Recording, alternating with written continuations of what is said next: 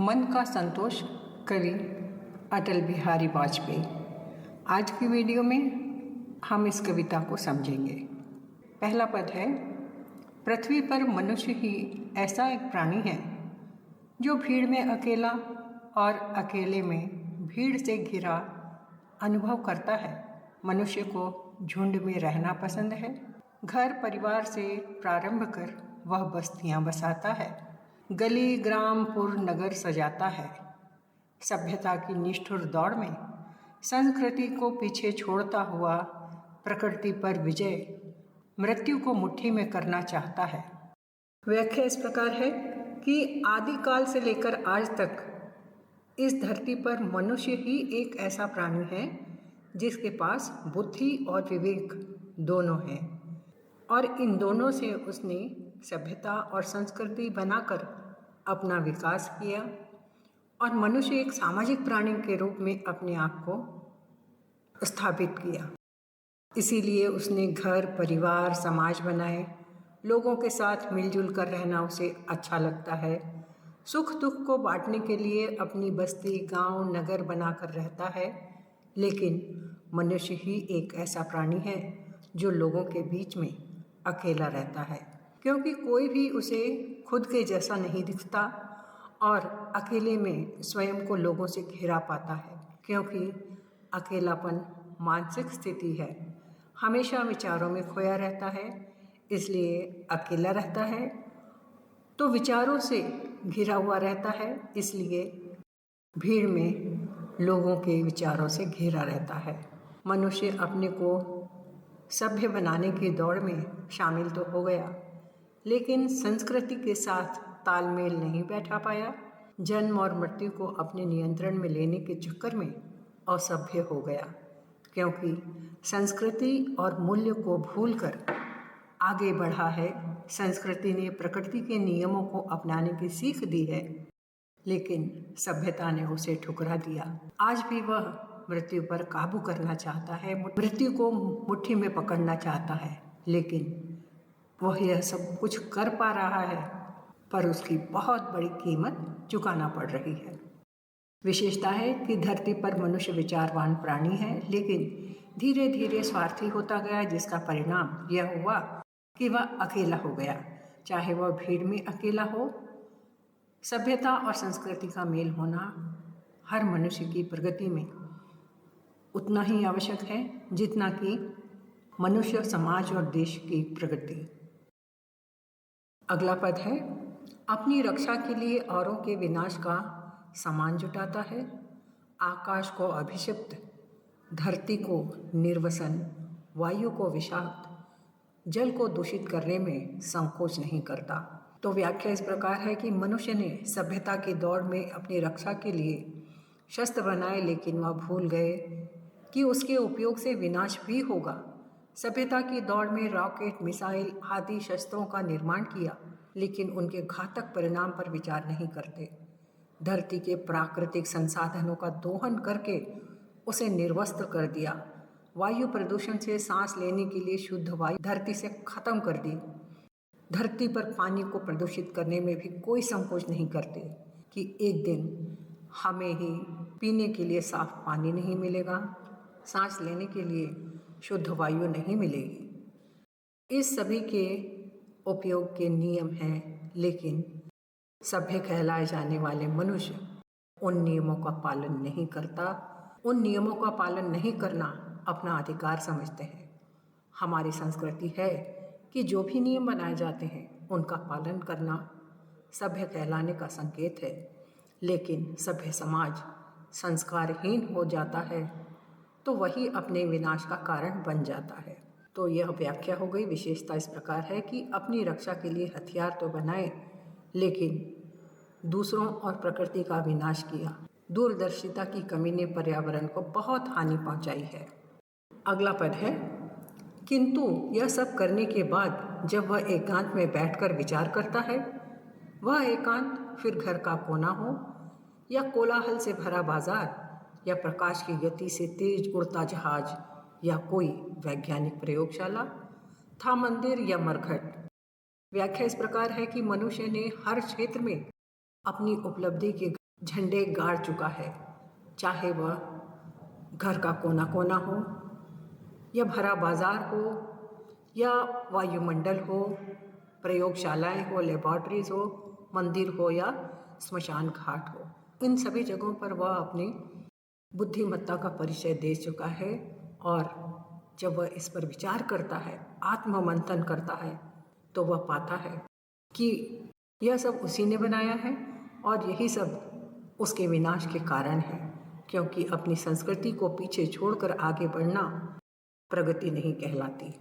विशेषता है कि मनुष्य प्रगति तो कर चुका है, लेकिन उस पर विचार करे तो एक भी क्षेत्र ऐसा नहीं है जिस पर पहुंचकर उसने प्रगति के नाम पर विनाश किया हो। उससे मिलने वाली तकलीफ़ों का जिम्मेदार भी वही है। अगला पद है, जब वह आत्मलोचन करता है, मन की परतें खोलता है, स्वयं से बोलता है, हानि लाभ का लेखा जोखा नहीं, क्या खोया क्या पाया का हिसाब भी नहीं। जब वह पूरी जिंदगी को ही तौलता है, अपनी कसौटी पर स्वयं को ही कसता है, निर्ममता से निरखता है, परखता है, तब वह अपने मन से क्या कहता है? इसी का महत्व है, यही उसका सत्य है। व्याख्या इस प्रकार है कि एकांत में बैठकर आत्मनिरीक्षण जब मनुष्य करता है, अपने मन की परतें खोलता है कि उसने जो कुछ भी किया, क्यों किया, उसका परिणाम क्या निकला, आदि इसे पाने के लिए क्या खोया, यह उपलब्धि किस कीमत पर पाई।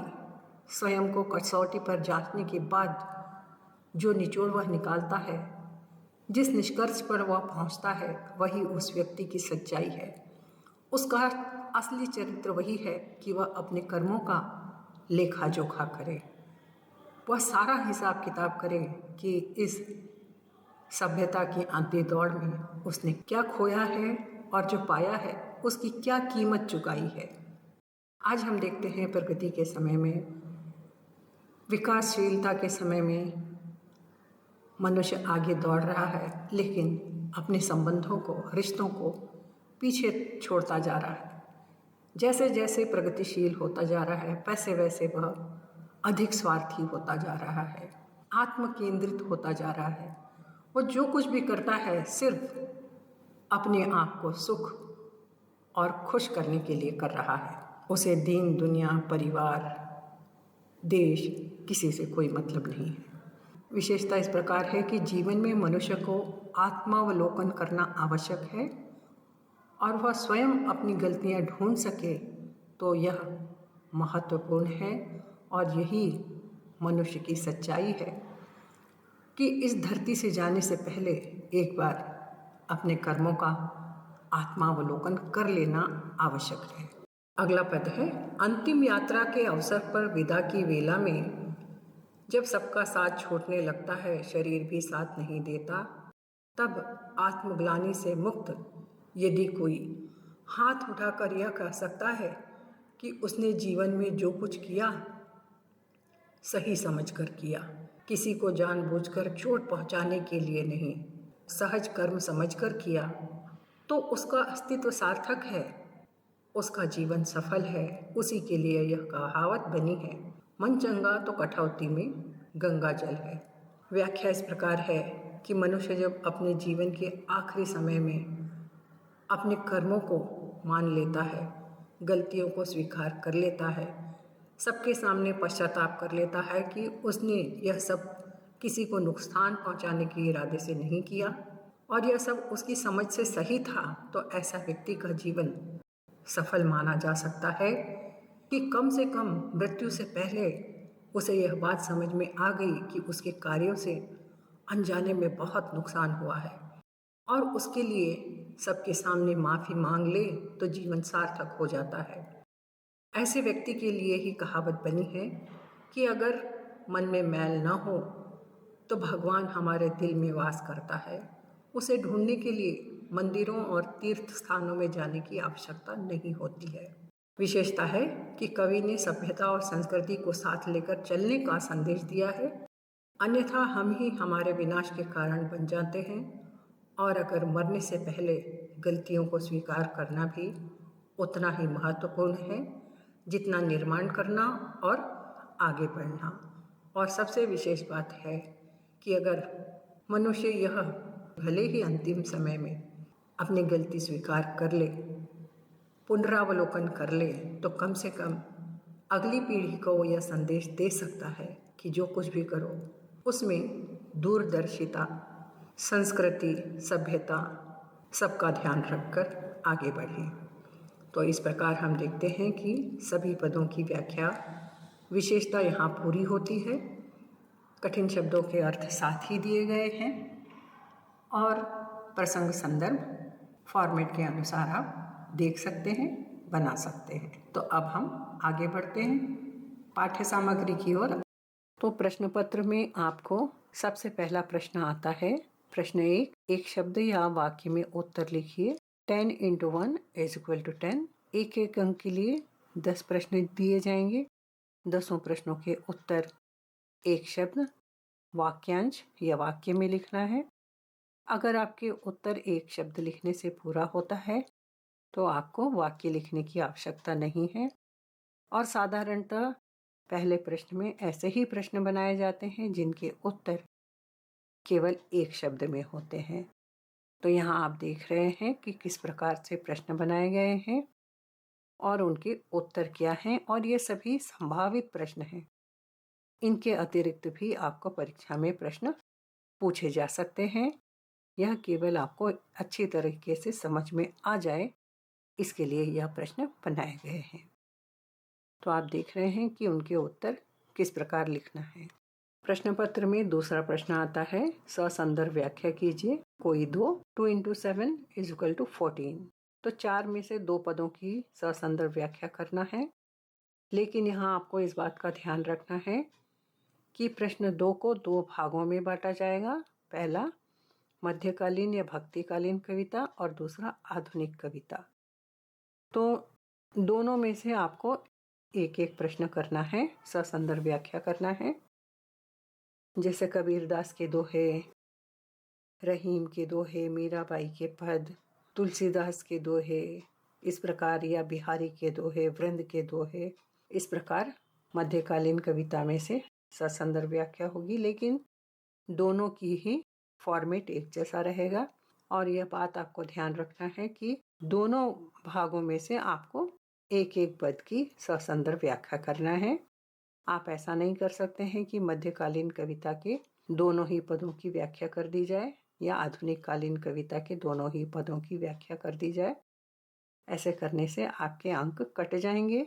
तो आपको इस बात का ध्यान रखना है कि दोनों में से एक एक किया जाए, लेकिन फॉर्मेट एक ही रहेगा, समान रहेगा। तो यहाँ आप फॉर्मेट भी देख रहे हैं। पहला पद होता है संकेत, जिसके लिए पहला पद का पहला शब्द, बीच में डैश डैश करके अंतिम शब्द, जिससे यह अच्छे से समझ में आ जाए कि आप कौन से पद की व्याख्या कर रहे हैं। और उसके बाद आप देख रहे हैं स्क्रीन पर फॉर्मेट बना दिया गया है।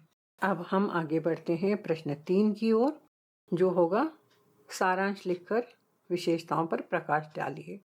कोई दो 15 × 2 = 30। तो यहाँ पर आपको कविता का नाम लिया जाएगा, जिसकी आपको सारांश लिखकर विशेषताएं लिखना होगी।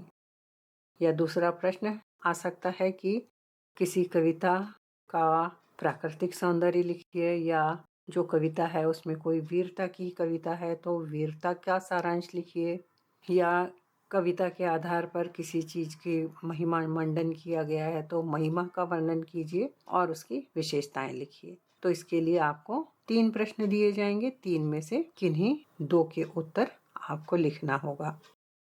तो आगे हम इसका फॉर्मेट देख लेते हैं कि सबसे पहला बिंदु होता है शीर्षक। जो शीर्षक आपको प्रश्न के आधार पर लिखना होगा कि जो भी कविता आपको सारांश के लिए लिखने के लिए पूछी गई है वैसा आप शीर्षक बनाएंगे। उसके बाद रचनाकार का संक्षिप्त परिचय लिखेंगे। तीसरा बिंदु होगा सारांश। तो पूरे चैप्टर का सम्मिलित विस्तार से सारांश लिखना होगा। इसके लिए आप जो ससंदर्भ व्याख्या में पदों की व्याख्या की गई है उसका सहायता लेकर सारांश बहुत आसानी से लिख सकते हैं। और विशेषता की हर पदों में हमने दी है कि क्या विशेषता है, वैसे ही संकलित रूप से आप उसकी विशेषता तैयार कर सकते हैं कि कवि क्या संदेश दे रहे हैं और उससे हमें क्या सीख मिलती है। तो यह हो गया तीसरा प्रश्न। कि किस प्रकार से उसका उत्तर लिखा जाएगा। और अगर मैं यहाँ सारांश लिखूँगी सभी पदों को संकलित रूप से तो वीडियो अननेसेसरी लंबी हो जाएगी, क्योंकि सभी कुछ आपके लिए वीडियो के पहले भाग में उपलब्ध है। आगे हम चौथे प्रश्न की ओर बढ़ते हैं। टिप्पणी लिखिए कोई एक 6 × 1 = 6। कोई 2 शीर्षक दिए जाएंगे, 2 में से किसी एक पर आपको टिप्पणी लिखना है। तो यहाँ फॉर्मेट दिया गया है, किस प्रकार होगा। शीर्षक लिखेंगे कि आप 2 से शीर्षक में से प्रश्न में से कौन से शीर्षक की व्याख्या टिप्पणी लिख रहे हैं। शीर्षक हो जाएगा, आप शीर्षक का परिचय दिया जाएगा जिसमें आपको किताब का, चैप्टर का और रचनाकार का नाम लिखना होगा। और अगला बिंदु होगा टिप्पणी या शॉर्ट नोट। तो आपको 6 मार्क्स के लिए लिखना होगा मुख्य बातें। कई बार ऐसे भी शीर्षक दे दिए जाते हैं जिसमें बहुत कुछ लिखने के लिए हमारे पास मटेरियल होता है, लेकिन हमें यहाँ इस बात का ध्यान देना होता है कि 6 अंक के लिए ही है, तो हमें 2 पेज 2.5 पेज भर के लिखने की आवश्यकता नहीं है, क्योंकि ये प्रश्न ही सिर्फ 6 मार्क्स के लिए। आप कितना भी लिख देंगे तो 6 से ज़्यादा आपको नहीं मिलेंगे, तो इस बात का हमें ध्यान रखना है। तो ये आपको चौथा प्रश्न समझ में आ गया होगा।